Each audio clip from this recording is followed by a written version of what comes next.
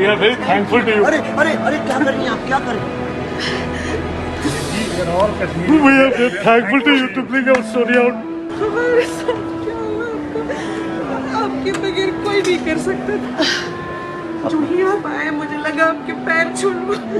आपने हमारा दर्द, आपने हमारा दिल, जो वो औरत ने किया वो हमने सबने देखा, वो हम सब ने देखा। मुझे लगा मुझे कुछ हो जाएगा। आप हमारे लिए भगवान है और ये बच्चा तुम्हारा जीवन बहुत सफल हो जाए। तुम बहुत आगे निकल जाओ बच्चे, तुम बहुत आगे निकल जाओ मेरे बच्चे, बहुत आगे निकल जाओ। तुम मेरा आशीर्वाद है मेरा बेटा, बहुत आशीर्वाद है। मेरे घर में मेरे छोटे चाचा को ऐसा ही मारो, अब हमारे भगवान हो।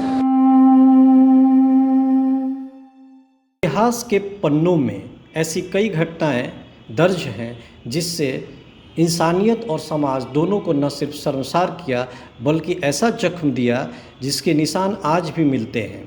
कश्मीर से अल्पसंख्यक हिंदू पंडितों का पलायन, उनकी दुर्दशा ऐसी ही एक सच्ची त्रासदी है। द कश्मीर फाइल्स एक ऐसी फिल्म है जो आपको भावनात्मक रूप से जगाती है।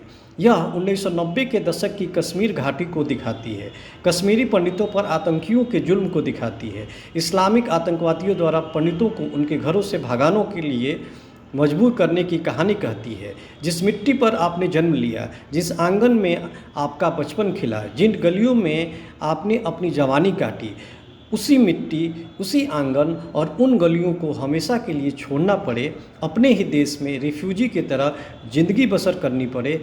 इस दर्द का जिक्र करना जितना आसान है, उसे सहन करना उतना ही मुश्किल। द कश्मीर फाइल्स उस त्रासदी का दर्द झेल चुके ऐसे लोगों की सच्ची कहानियों पर आधारित है, वो जिन्हें शरणार्थी कहा गया।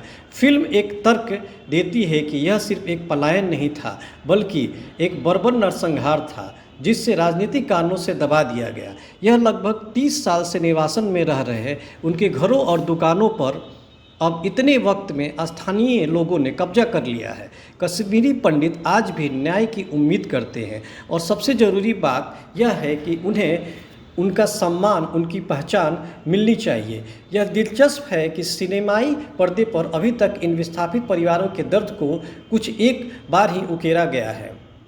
आप चाहे किसी भी विचारधारा से हो, आस्था से हो या पीड़ा, किसी की आवाज़ को दबाना एक बुरे सपने की तरह है। कश्मीर वो स्वर्ग है जो कहीं खो गया है। आतंकवाद, सीमा पर तनाव, मानवीय संकट, अलगाववादी आंदोलन और एक लड़ाई खुद के लिए। आज कश्मीर इस में व्यस्त है। वह कश्मीर जो कभी समृद्ध था, जहां एक साथ कई संस्कृतियां थी, लेकिन अब यह विवादित क्षेत्र लगातार घटते बढ़ते तनाव के बीच खुद को स्थिर करने के लिए जद्दोजहद में डूब गया है। द कश्मीर फाइल्स वह जख्म से बैंड एड हटाने जैसा है जो काफ़ी गहरा है। 3 घंटे से भी कम समय में इस फिल्म के बहाने सच्चाई तक पहुंचने की कोशिश करते हैं, लेकिन पुरानी कहावत है कि हर सिक्के के 2 पहलू होते हैं। विवेक अग्निहोत्री की यह फिल्म पलायन की त्रासदी की समीक्षा करती है और उस दौर के रिपोर्टों पर आधारित है। कश्मीरी पंडितों द्वारा कही जा रही खुद की कहानी पर आधारित है। धर्म के कारण उनके साथ जो क्रूरता हुई, फिल्म इस पर भी बात करती है। फिर चाहे वो टेलीकॉम इंजीनियर बीके गंजू की चावल के बैरल में हत्या हो या नदी मार्ग हत्याकांड, जहां 24 कश्मीरी पंडितों को सेना की वर्दी पहने आतंकवादियों ने मार दिया। फिल्म इन सच्ची घटनाओं एक उम्रदराज राष्ट्रवादी पुष्कर नाथ पंडित, उनके चारों अच्छे दोस्त और उनके पोते कृष्णा दर्शन कुमार की आंखों से देखते हैं। यह अपने अतीत से बेखबर कृष्णा के लिए भी सच की खोज की कहानी बनती है। पुराने जख्मों से पट्टी हटाना समाधान नहीं, लेकिन इलाज तभी संभव है जब चोट को स्वीकार कर लिया जाए। विवेक अग्निहोत्री ने फिल्म में बर्बर घटनाओं को दिखाने में कहीं भी संकोच नहीं किया, नहीं उस पर कोई फिल्टर डाला है ताकि उनके प्रभाव को कम न किया जा सके। ऐसे में हम पर्दे पर जो भी देखते हैं वो बहुत ही गंभीर और गहन भी है। कहानी थोड़ी उलझी हुई जरूर है क्योंकि इसमें सीधे सपाट बात न होकर इसने कहा वाली बात ज़्यादा है। ऐसे में आप फिल्म के कैरेक्टर से जुड़ नहीं पाते हैं। फिल्म में कई मुद्दों को समेटने की कोशिश की गई है। इसमें जेएनयू की बात है, मीडिया की तुलना आतंकवादियों की रखेल से की गई है, विदेशी मीडिया पर सिलेक्टिव रिपोर्टिंग का आरोप लगाया गया है, भारतीय सेना राजनीतिक युद्ध अनुच्छेद 370 और पौराणिक कथाओं को लेकर कश्मीर के प्राचीन इतिहास तक फिल्म में सब कुछ एक साथ दिखाया गया है। जरूर है कि पुष्कर नाथ पंडित और उनकी कहानी आंखें नम करती है। अनुपम खेर ने एक बार फिर ज़बरदस्त एक्टिंग की है। वो अपने परफॉर्मेंस से दिल दहला देते हैं। पर्दे पर उन्हें देखकर उनके दर्द को समझते हुए आपका गला भी बैठ जाता है।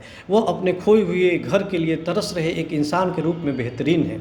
पल्लवी जोशी भी उतनी ही प्रभावशाली रही है। बतौर दर्शक आपको यह कमी खलती है कि पल्लवी जोशी के किरदार में कुछ और भी होना चाहिए था। चिन्मय मंडलेकर और मिथुन चक्रवर्ती ने अपने अपने रोल के साथ न्याय किया है। कश्मीरी पंडितों के पलायन और उस त्रासदी पर इससे पहले विधु विनोद चोपड़ा रोमांटिक ड्रामा शिकारा लेकर आए थे, तब उनकी खूब आलोचना हुई थी। उन्होंने फिल्म में कश्मीरी पंडितों के दर्द पर ज़्यादा फोकस नहीं किया। हालांकि वो फिल्म अपने आप को संस्कृति दर्द और निराशा की स्थिति के बेहद करीब लेकर जाती है, लेकिन विवेक अग्निहोत्री ऐसा नहीं करते। वह उस दर्द को भी बेधड़क दिखाते हैं और उसमें राजनीति और उग्रवाद को सबसे आगे रखते हैं। अपने घर से बेघर होने दर्द फिल्म के बैकग्राउंड में घुमड़ता रहता है।